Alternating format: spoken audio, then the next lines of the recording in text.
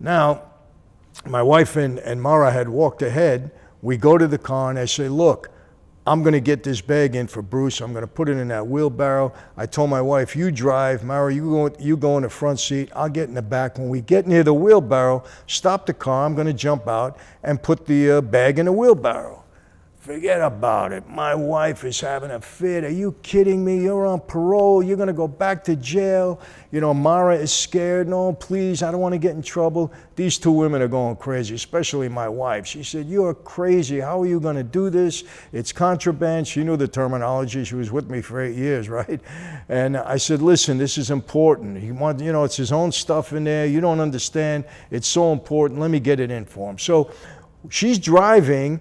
And as we're getting in the wheelbarrow, I'm telling her, stop. And she's afraid. She don't want to stop. She says, I don't want to do it. I said, Cam, stop the car. She don't want to stop. I open the door and I jump out. I drag the bag out. I run over to the wheelbarrow. She's still driving, right? Slow, still driving. And I throw the bag into the wheelbarrow. I run back to get into the car. I close the door. I said, great, it's done. Bruce is going to be happy. And all of a sudden behind me, right?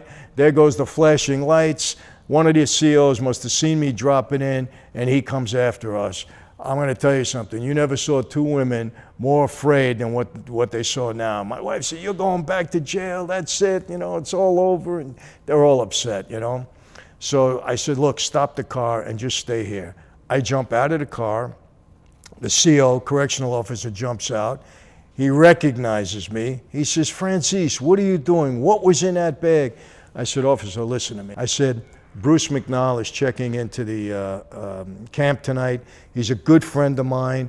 He's NHL, hockey, really great guy. He said, he's got some stuff in the bag. I promise you, none of it is contraband. It's underwear, it's some books, it's socks, it's a pair of pants, a sweatshirt, no contraband.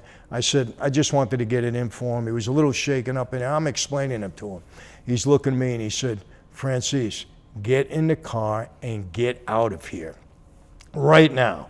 I said, thank you. I jump in the car. I said, Cam, take off. And we got off the prison grounds like really fast, right? She's driving. She's still upset. They wouldn't even talk to me. I said, pull over. Let me drive. I don't want to sit in the back seat. Finally convinced her. She wouldn't talk to me for about 2 weeks after that. But anyway, that night at about 12:30, I get a call from Bruce.